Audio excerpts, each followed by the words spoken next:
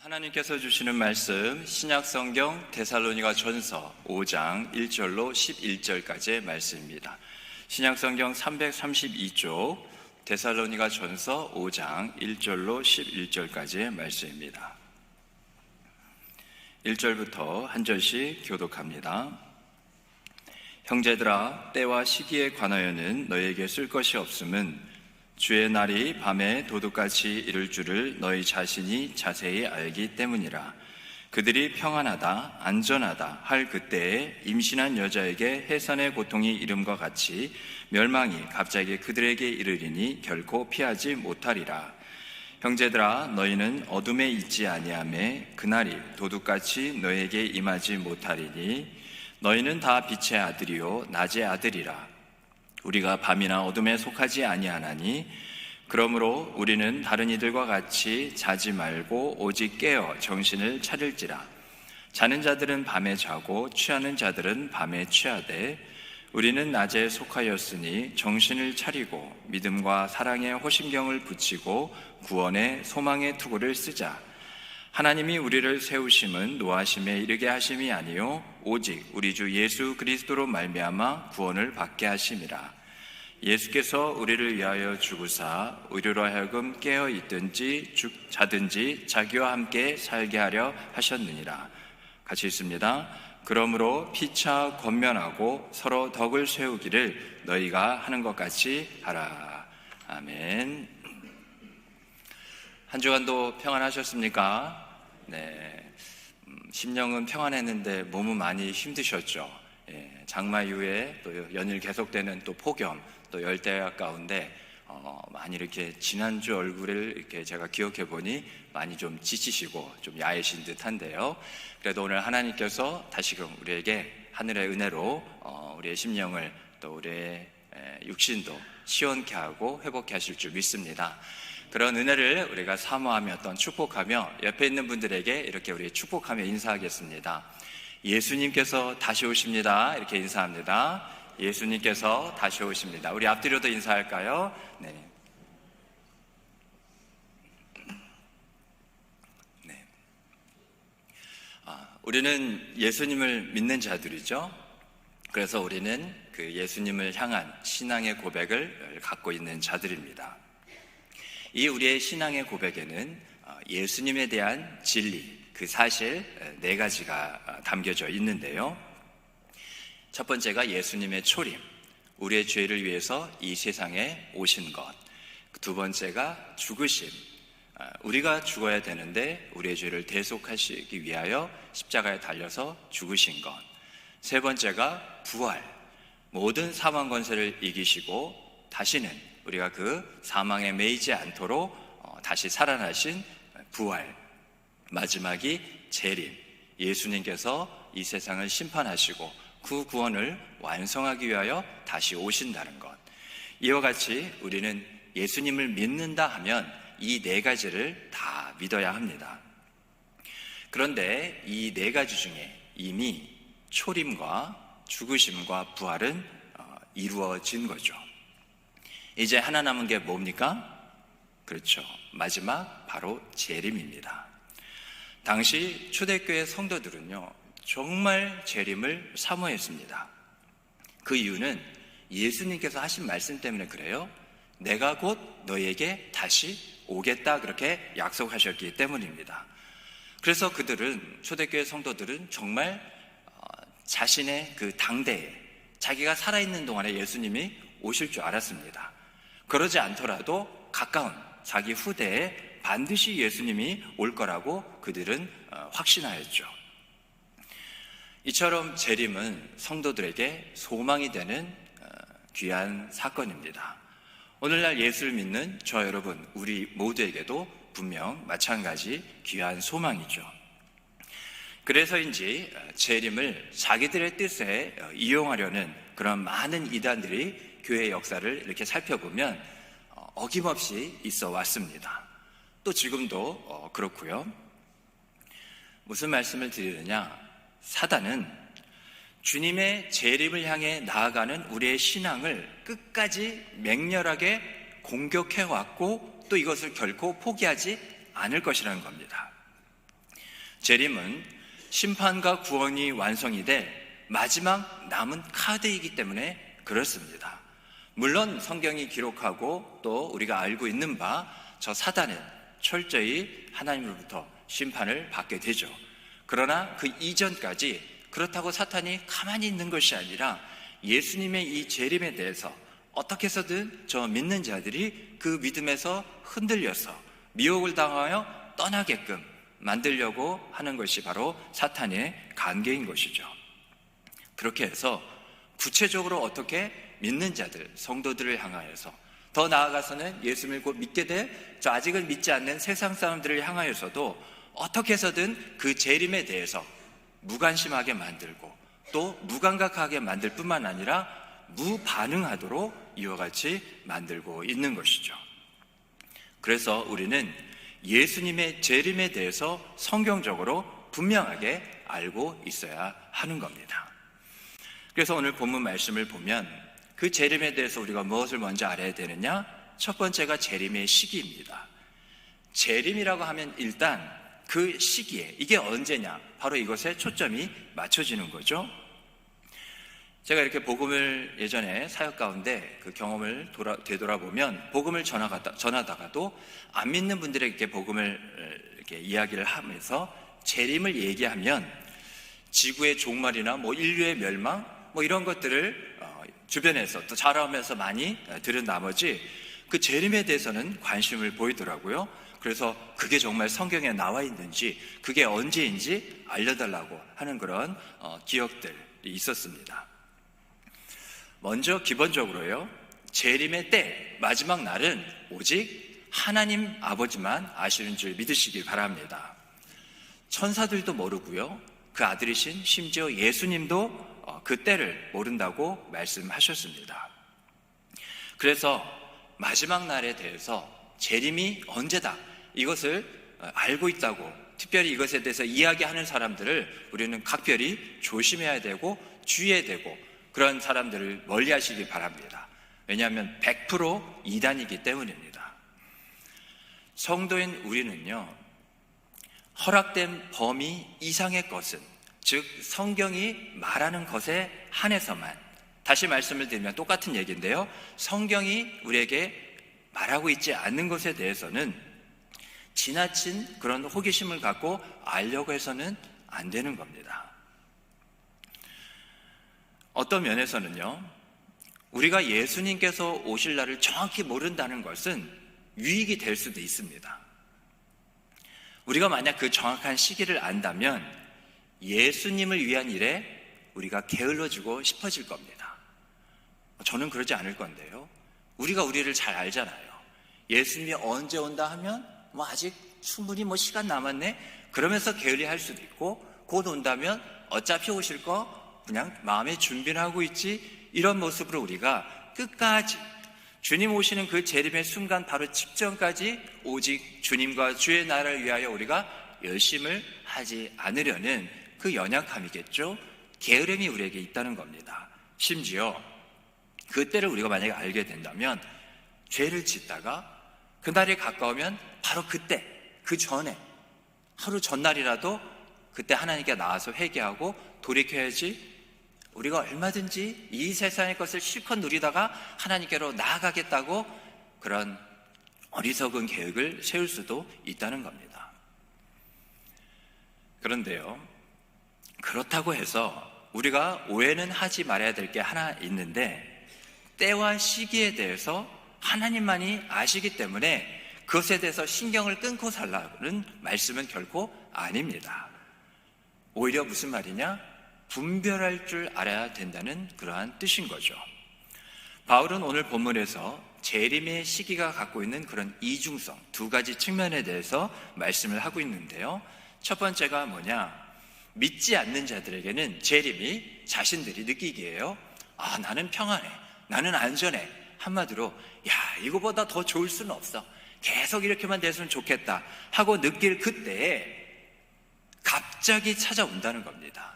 믿지 않는 사람들에게는 말이죠, 마치 도적이 예고 없이 찾아오고 해산할 그 해산의 고통이 예고 없이 찾아오듯이 재림 또한 그들에게는 그렇게 찾아온다는 겁니다. 그러나 둘째, 믿는 자들에게는 재림이 결코 도적같이 임하지는 않습니다. 한시름 났죠? 이거 큰일 날 뻔했는데. 네. 우리 그리스도인들의 정체성은요, 빛의 아들입니다. 그리고 또 낮의 아들이라고 오늘 성경이 말하고 있어요. 바로 이것 때문에 재림이 갑작스럽게 임한다고 할지라도 당황하지 않는다는 겁니다.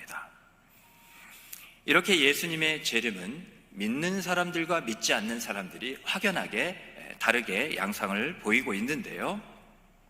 믿지 않는 사람들에게는 이 재림은요, 주님이 다시 오는 것은 놀라움에서 찾아오는 그런 두려움일 것이고 또한 공포일 것입니다. 그러나 믿는 사람들에게는 오랜 그런 믿음의 또 기다림의 열매로 맺게 되는 기쁨이자 바로 승리인 것이죠. 우리에게 그렇다는 말입니다. 그래서 이쯤에서 여러분에게 질문을 하나 드려보겠습니다. 꼭 답해 보시기 바랍니다. 여러분은 내가 살아있는 동안 예수님이 오시면 좋겠어요? 아니면 내가 죽은 다음에 오시면 좋겠습니까? 아침이 힘들고 지난주가 무더웠기 때문에 이번엔 봐드리도록 하겠습니다. 혹시 답을 안 하시는 건 예수님이 아예 안 왔으면 좋겠어요, 이건 아니죠? 그런다고 예수님이 안 오시진 않습니다. 그런 이야기가 있어요. 어떤 분이 성도들한테 이렇게 경각심을 주기 위해서 예수님이 저는 대충은 언제 오실지 압니다. 언젠데요? 비가 억수같이 내리는 수요 예배 때 예수님이 오시거나 아니면 내가 이제까지 한 번도 주일 예배를 안 빠졌는데 딱 그때 한 번 빠졌을 때 예수님이 오실지도 모릅니다. 라는 그런 말을 제가 어릴 때 들은 그런 기억이 있는데, 그건 이제 목사님이 예배 생활을 중요시하라는 그런 의미로 이제 이야기를 한 거겠죠. 다시 한번 이제 말씀을 드리자면 재림에 대해서 두려워하지 마시기 바랍니다. 이게 멸망 또 끝이다. 내가 요즘 예수님 보시기에 신앙생활을 잘 못하고 있는데 괜히 이런 마음 때문에 일단 내가 죽고 나서 오시면 좋겠다. 딱 내가 살아있었을 때 오셔서 막 나 혼나면 어떻게 이런 염려 때문에 그런 두려움을 절대로 가지실 필요는 없습니다. 오히려 그 재림에 대한 두려움마저도요, 이 악한 영과 어둠의 세력이 주는 겁니다. 우리는 기뻐해야 되고 이것을 또한 기다려야 되는 것이죠. 그날은요, 세상의 종말을 가져오는 시간 맞습니다. 하지만 동시에 저 여러분 우리 믿는 자들에게는 이제 영원을 알리는 그 영원이 시작되었음을 우리에게 말해주고 있는 시간이기도 한 것입니다. 우리가 구원받았잖아요. 구원받아서 영원한 생명, 영생을 얻었잖아요. 하나님께서 그토록 우리를 구원하시고자 원하는 그 목적, 이것이 바로 이루어지고 또 이것이 계속 성취되어지는 그런 시간인 겁니다. 지금 세상 사람들이 누리고 있다 하면서 우리가 마음 한켠에 또 부러워할 수도 있는 그런 평안과 안전은요, 다 한결같이 가짜 평안이고 가짜 안전입니다. 평안한 것과 안전한 것의 기준도 하나님이 내려주시는 거예요. 세상 사람들이 스스로 느끼기에 이것이 그렇게 여겨진다고 하는 것이 진짜가 아니라는 겁니다. 오직 진짜 참 평안과 그 안전은 현재 예수 안에 있고 또 예수님께서 다시 오시는 그날에 영원하게 될 줄 믿으시기를 주님으로 축복합니다. 이건 우리 거예요. 하나님께서 우리에게 주시고자 약속하신 겁니다. 그러기에 요한일서 1장 5절 말씀을 보면 우리가 그에게서 듣고 너에게 전하는 소식은 이것이니 곧 하나님은 빛이시라 그에게는 어둠이 조금도 없으시다는 것이니라. 하나님이 누구시라고요? 하나님이 빛이시라는 겁니다. 그래서 우리를 빛의 하나님의 자녀여 하나님의 백성으로 부르신 것은 우리가 지금 어디에 있느냐? 그 빛 가운데 있다는 거예요.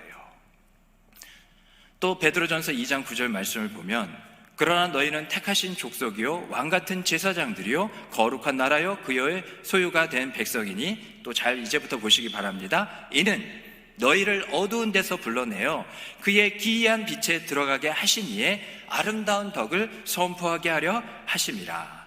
아멘. 우리가 예전까지는 어둠에 있었던 것 맞습니다. 우리가 어둠의 아들이고 밤의 아들들이었어요. 그렇지만 그 어두운 데서 예수 구원의 은혜를 통하여서 이 빛으로 불러내셨다는 겁니다. 그러기에 저 어둠과 밤의 아들들만이 그 재림이 공포요, 두려움일 뿐이지 빛 가운데 있는 저와 여러분은 이것이 바로 우리의 소망하는 바요 또한 기쁨이 된다는 것이죠.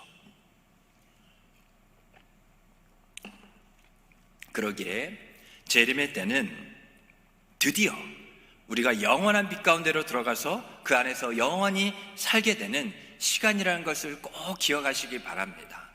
이것에 대해서 우리가 확신을 가져야 돼요. 내게는 아직도 여전히 예수님의 재림은 공포와 두려움입니까? 아니면 기쁨입니까? 그렇다고 또 두려움과 공포도 아니고 기쁨도 아닙니까? 재림을 두려움이 아닌 기쁨으로 여기며 살 수 있도록 기도하시기 바랍니다. 아무것도 아닌 것도 또 잘 살고 있는 것이 아니에요. 내가 재림에 대해서 얼마나 생각하고 이것을 기쁨으로 여기며 살고 있는가? 항상 기뻐하라. 하나님께서 그리스도 예수 안에 있는 우리를 향하신 그 뜻으로 이와 같이 말씀하실 때 많은 기쁨이 있지만 이 재림을 기다리는 그 기쁨이 내게도 있는가? 그렇지 않다면 그 기쁨이 회복되고 솟게 하게 해달라고 성령께 우리가 구해야 하는 것이죠. 이 기쁨은 있어도 그만, 없어도 그만이 아닙니다. 반드시 예수를 믿는 우리라면 우리에게 있어야 하는 것이죠. 바라건대 우리의 신앙생활이 이와 같이 주님의 재림을 기뻐하며 또 준비하며 살아가는 삶이 되기를 주님의 이름으로 축복합니다. 그렇게 될 수 있는 거예요. 우리가 재림의 시기에 대해서 살펴봤는데요. 그렇다면 우리가 그 주님의 재림을, 그날을 언제인지는 알지 못하지만 분명히 올 것인데 그것을 기쁨으로 준비하며 우리가 또 기다리며 어떻게 이와 같이 살 수 있을까요? 결국 재림에 대한 준비는 다른 게 아닙니다. 우리에게 필요한 것은 그날에 대한 지식이 아니라 그날의 준비라는 것을 꼭 다시 한번 마음에 새기시고요. 6절 말씀처럼 재림에 대한 준비는 먼저 일단 정신을 차리고 깨어 있어야 됩니다. 정신을 차려야 된다는 거예요. 깨어 있어야 된다는 겁니다. 이게 재림을 준비하는 첫 번째 자세라는 거죠. 이 말은 결국 뭐냐? 군인들이 있죠. 군인들이 언제 발생할지 모르는 그런 비상사태에 대처하기 위해서 이렇게 불철주야 보초를 쓰고 있는 것, 바로 이것입니다. 잠자는 순간 어떻게 되는 거예요? 정신이 몽롱해져서 그 정신을 놓는 순간 어떻게 되는 겁니까? 내가 언제 어떻게 죽는지도 모르는 채 그냥 죽게 된다는 거죠. 반면 또 7절 말씀처럼 잔다는 것은 뭐냐? 마비 상태가 된다는 겁니다. 영적으로 무관심, 무감각, 무반응 상태에 있게 된다는 거예요. 나도 모르는 가운데 말이죠. 또한 취했다는 것은 판단력과 분별력이 흐려진 그런 상태라는 겁니다. 뭐가 뭔지 모른다는 거죠. 그냥 지금 왜 내가 살고 있는지, 내가 무엇을 향해서 달려가고 있는지 모르는 거라는 겁니다.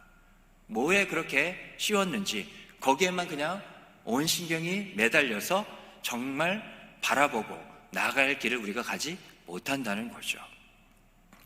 취한 사람 이렇게 어떻게 걷는지 본 적 있으십니까?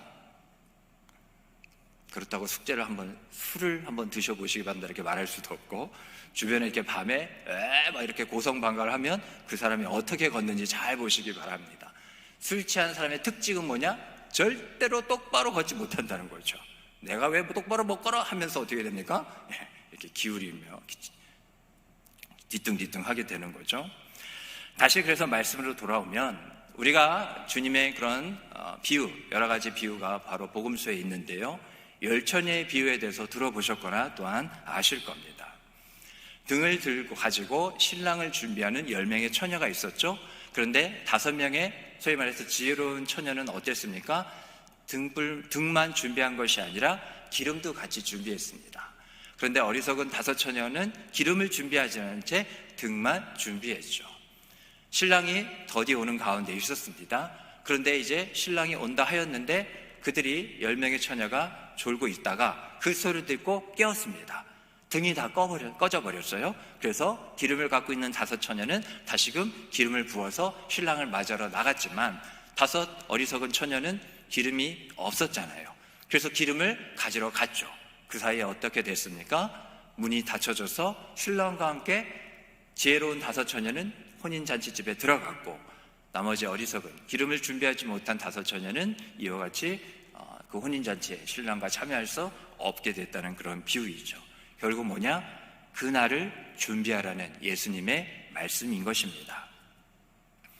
그날이 가까웠다고 하면요, 그럴수록 더욱 만전을 기하는 모든 그런 준비를 다 하는 사람이 있는 반면에 그날이 오기는 오는 거야, 설마 오겠어? 라고 하면서 준비를 게을리하는 사람들도 있다는 거죠. 누군가가 여러분에게 만약에 물으면 저는 분명 등과 그 기름을 같이 준비할 겁니다, 얼마든지 입으로는 그렇게 다 말할 겁니다. 그렇게 말하지 않을 사람은 한 명도 없을 거예요. 그런데 만약 내가 얼마나 신앙생활을 오래 해왔든지 간에, 아니면 얼마나 성실하게 신앙생활을 하고 있는지 간에 상관없이요, 주님의 재림을 준비하는 신앙생활을 하지 않으면 결코 100점짜리 신앙생활이라고 할 수 없는 겁니다.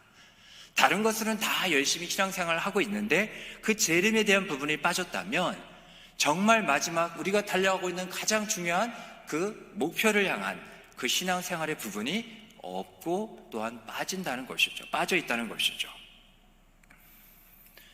여러분, 한 가지 우리가 부인할 수 없고 우리가 또 인정해야 될 것이 뭐냐? 이와 같이 재림에 대해서 무관심하고 무감각하고 무반응하는 것은 이유가 딴 게 없습니다. 내가 영적으로 게을러서 그래요. 그 영적인 게으름 가운데 여전히 있기 때문입니다. 잠언 19장 15절 말씀에 보면 게으름이 사람을 어떻게 해요? 깊이 잠들게 하나니 태만한 사람은 줄일 것이나 그렇게 말하고 있습니다. 먹는 것, 배고픈지도 모른 채 먹는 것도 모르는 상태에서 죽을 수도 있고요. 왜 잠에 빠지느냐? 이 게으름 때문이라는 거죠. 육적인 그러한 깊은 잠에 빠지는 것, 육적인 게으름 때문에 그렇습니다. 그러면 영적인 그런 깊은 잠에 빠져 있는 것은 결국 무엇 때문일까요? 내가 영적으로 게으름 가운데 있다는 겁니다. 그래서 우리가 이 시간 우리 스스로에게 이 재림의 신앙에 앞서 우리의 영적인 상태를 진단해 봐야 하는 것이죠. 어찌 보면 이 영적인 게으름이 단순히 우리의 재림의 신앙과만 연관이 있는 것이 아닐지도 모릅니다. 많은 그런 신앙의 부분 가운데 우리가 여전히 자고 있는지도 모르겠어요. 나는 얼마나 영적으로 부지런합니까? 그렇게 부지런하지 못하다면 나는 왜 아직도 늘 그것을 알고 모르는 바는 아닌데 이 영적인 게으름에서 벗어나지 못한 채 아이고 벗어나긴 해야 되는데 계속 이러한 탄식만 하고 있는 걸까요? 이유는 하나입니다. 표적을 잃었어요. 목표점을 놓쳤기 때문에 그렇습니다. 예수님을 잃은 겁니다. 우리가 예수님을 부인했다는 말이 아니에요. 예수님을 배반했다는 게 아닙니다. 예수님을 알긴 아는데 그게 전부라는 거예요. 예수님을 알기에 예수님을 아는 지식 가운데 예수님을 향해서 저 표대를 향하여 나아가야 하는데 나가지 않는다는 겁니다. 귀찮은 거죠. 뭔가를 힘써야 되고 포기해야 되고 열심을 내야 되고 부지런해야 되는데 그게 그냥 마냥 귀찮다는 겁니다. 그냥 이대로가 좋사오니라는 것이죠. 나를 구원하기 위해 이 세상에 오신 예수님, 십자가에서 나 대신 죽으신 예수님, 그리고 3일 만에 다시 살아나신 예수님, 그 예수님은 내 신앙생활 가운데 있는데 다시 오실 예수님은 내 가운데 없어서 그런 겁니다. 우리는 반드시 재림신앙을 회복해야 합니다. 초대교회 성도들이 늘 한결같이 외쳤던 4글자가 있습니다. 마라나타. 무슨 뜻입니까? 주 예수여 오시옵소서. 심지어 저들의 인사말 자체가 바로 마라나타였습니다. 우리가 지금 어떠한 핍박과 큰 어려움 가운데 있는 것은 아니잖아요. 소위 말해서 여러분들이 오늘 집에서 교회로 이 시간 예배드리러 나가는 가운데 막 죽음의 위협이 있었습니까? 막 모진 고문과 협박이 있었습니까? 그렇지 않았죠. 제가 그런 북한을 위해서 하시는 선교사님을 통해서 들은 얘기가 있는데요. 북한에 있는 지하교회 성도님들이 우리를 위해서 그렇게 기도한다고 합니다. 오히려 우리가 더 기도해야 되지 않아요? 여러분들은 북한 성도님들 위해서 정말 기도하고 있습니까? 그런데 성령이 그들을 통해서 우리를 위해서 기도하게 하신다는 거죠. 이유는 한 가지입니다. 저들이 정말 죽음의 위협 가운데 핍박 가운데 한번 발각되면 일가족이 몰살되는 겁니다. 소리 소문도 없이 그 집안이 그날 다음날 아침에 보니까 없어졌대요. 그럼 사람들이 이제 안다는 겁니다. 예수쟁이들이었다는 거죠. 다른 것은 이미 낮에 발각돼서 정치적으로나 아니면 반란, 모반을 일으키거나 그런 것으로 끌려가도 끌려갈 수 있는데 그렇게 쥐도 새도 모르게 그렇게 끌려가서 죽는다는 거죠. 또 심지어는 공개 처형까지 당한다는 겁니다. 그런데도 그분들의 기도 제목 가운데 빠지지 않는 게 바로 남한에 있는 대한민국 바로 우리 성도들 위해서 기도한다는 겁니다. 이유는 한 가지래요. 오히려 이런 고난이 우리의 믿음을 더 단단하게 하지만 많은 것을 가지고 부요함과 넉넉함 가운데 저들이 얼마나 많은 신앙의 유혹과 영적인 게으름 가운데 빠져 있을까 걱정이 돼서 성령의 탄식이 자신들의 기도 가운데 그 심령을 가득 메우고 채우고 있기 때문에 기도하지 않을 수 없다는 거죠. 이게 뭘 말하는 거죠?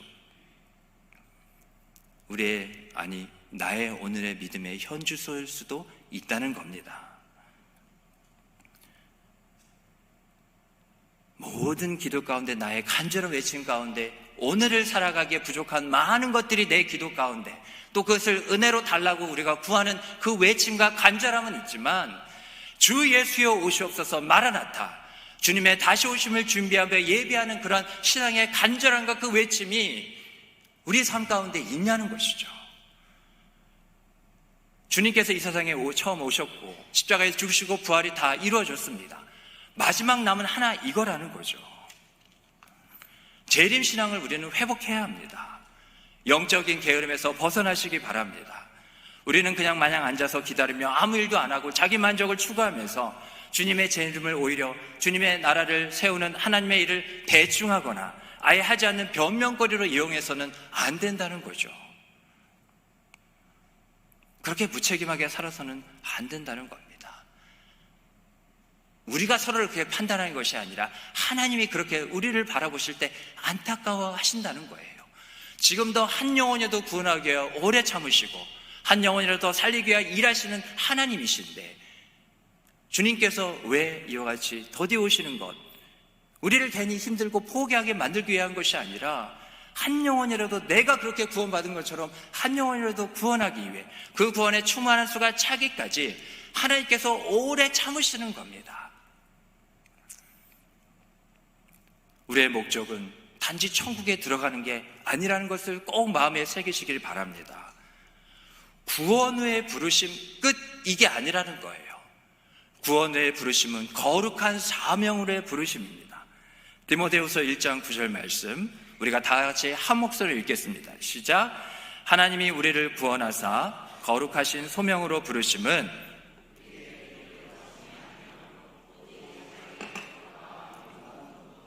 그리스도 예수 안에서 우리에게 주신 은혜대로 하심이라. 아멘. 앞부분을 다시 한번 보시면 하나님이 우리를 구원하셨대요.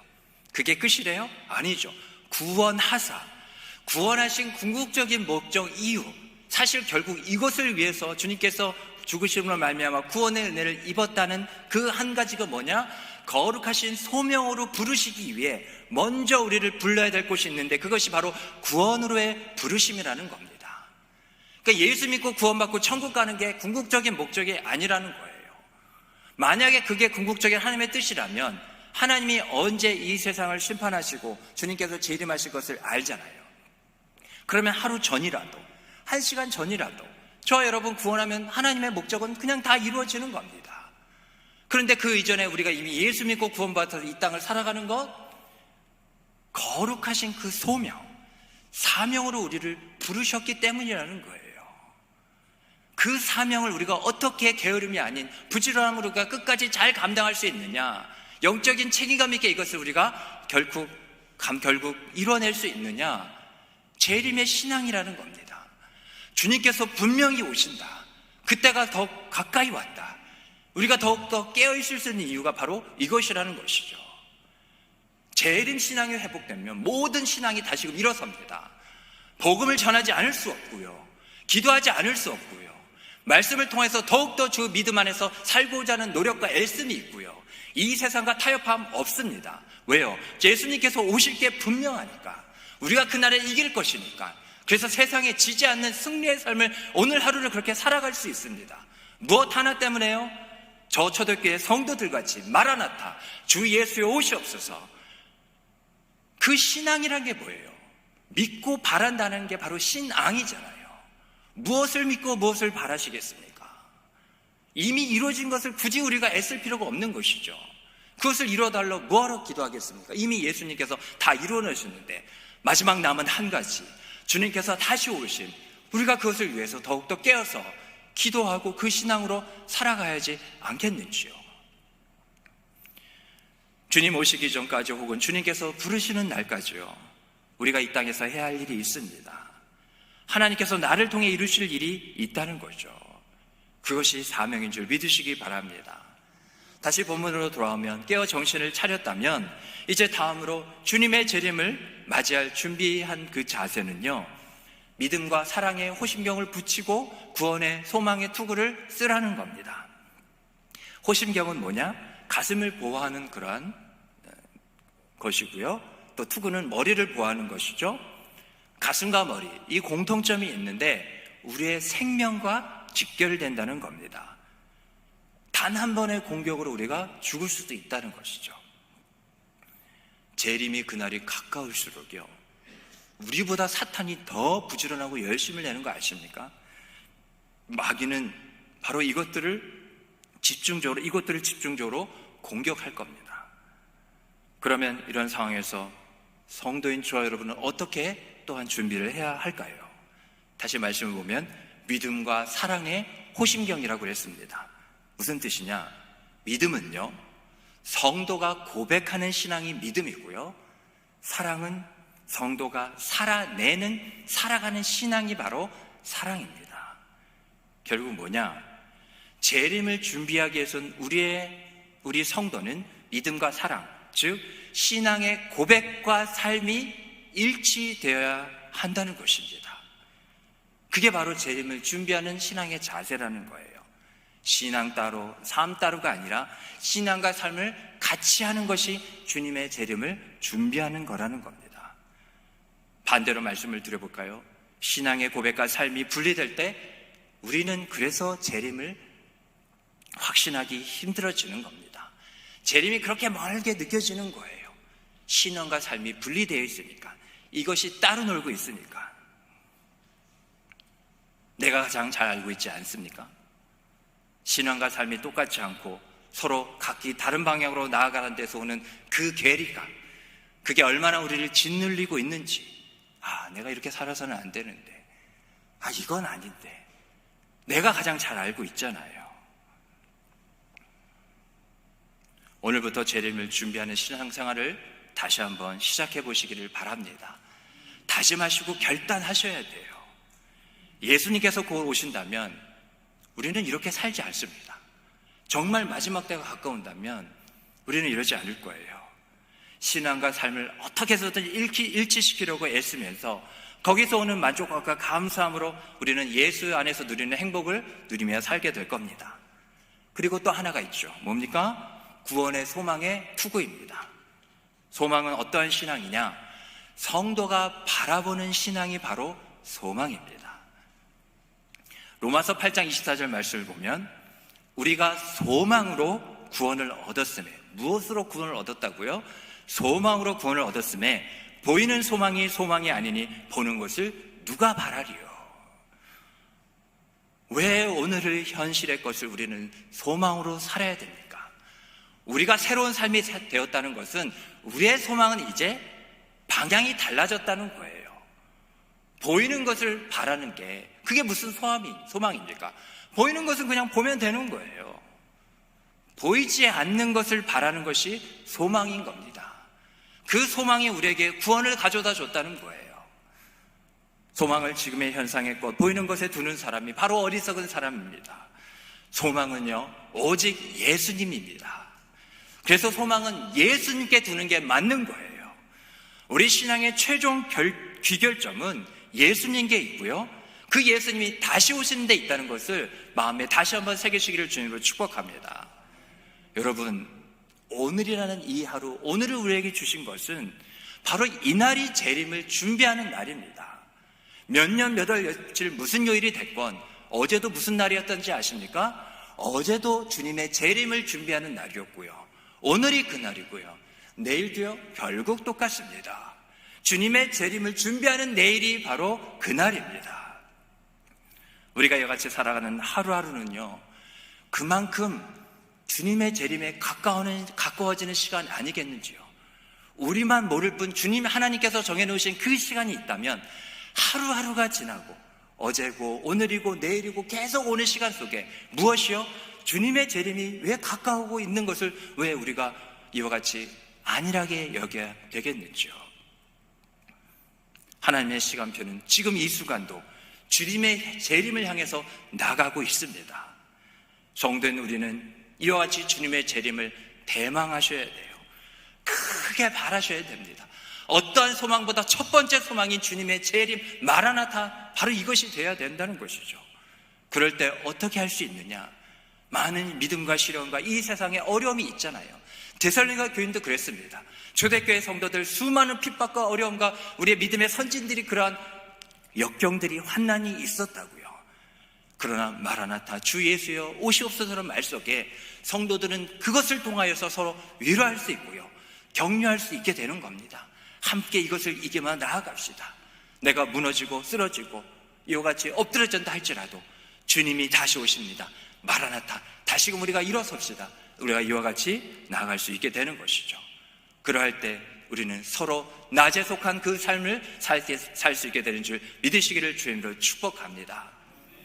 오늘 주신 말씀 은혜 생각하면서 우리가 이 찬양을 드리길 원합니다. 주님 다시 오실 때까지 이 찬양인데요, 우리의 신앙의 회복, 많은 분야가 회복되어야 될 것이지만 바로 예수님, 결국 믿음과 신앙은 예수님이라면 예수님의 다시 오심, 그러면 끝나지 않겠는지요? 그럼 이제 영원한 겁니다. 세상은 다 망하게 될 것이에요. 그러나 우리는 하나님과 영원히 살게 될 것입니다. 우리의 믿음의 할아버지, 할머니, 많은 믿음의 조상들, 믿음의 선진들, 다시 오실 그 예수님 한 분만 바라볼 때 모든 걸 이길 수 있었습니다. 어쩌면 내가 오늘을 힘겨워하는 이것, 버거워하는 이유는 한 가지일지 모릅니다. 내가 주님의 재림을 이와 같이 무관심하게 여겼고 이것에 무반응하였다는 것, 오늘 하나님께서 주신 말씀, 이 은혜 결코 그냥이 아닙니다. 네 마음과 네 신앙 가운데 다 있는 듯하나 바로 내가 다시 온다는 그 믿음과 신앙이 없구나, 이것 때문에 네가 힘들고 어려워하는구나, 눈물 짓고 한숨 지는구나, 내가 이 신앙을 너에게 다시금 회복시켜 주리라. 주께 주신 은혜인 줄 믿으시며 그 믿음의 고백으로 우리 이 찬양 우리 드리면서 나아갑니다.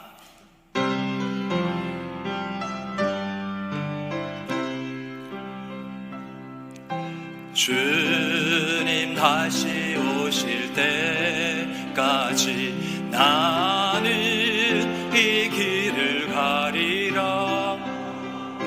좁은 문, 좁은 길, 나의 십자가 지고 나의 가는 이 길 끝에서 나는 주님을 보리라. 영광의 내 주님 나를 찾아주시리. 주님 다시 오실 때까지 나는 일어나 달려가리라. 주의 영광 온 땅 덮을 때 나는 일어나 노래하리. 내 사모하는 주님 온 세상 구주시라. 내 사모하는 주님 영광의 왕이시라. 주님 다시 오실 때까지, 주님 다시 오실 때까지 나는 일어나 달려가리라. 주의 영광 온 땅 덮을 때 나는 일어나 노래. 우리 다 같이 두 손 들고 찬양할까요? 내 사모하는 주님 온 세상 구주시라. 내 사모하는 주님 영광의 왕이시라. 우리 다 같이 두 손 모으고 간절히 기도하길 원합니다. 나의 주 예수님은 반드시 오십니다. 우리가 영적으로 깰 때입니다. 저 세상처럼 사사람수처럼 우리는 밤에, 우리는 어둠에 있는 자들이 아닙니다. 자는 자는 바로 저들입니다. 우리는 주 예수 그리스도의 구원의 은혜로 하나님의 그 영광의 빛 가운데 있고 우리는 낮에 속한 자들입니다. 다시 한번 주께서 하시는 말씀, 일어나라 깨어라. 주님께서 하시는 말씀을 통하여서 우리가 이와 같이 등한시 여기고 멀게만 느껴졌던, 우리가 무관심하고 무감각하고 무반응으로 보였던 하나님 예수님의 재림, 우리의 신앙 결국 나머지 마지막 남은 하나 이것, 우리의 신앙이 다시 오실 주님을 바라보며 나아가는 삶 살게 하여 주시옵소서. 주신 말씀 은혜 붙잡고 우리 다 같이 주 이름 찾고 기도하며 나갑니다. 주여, 하나님 은혜를 감사합니다.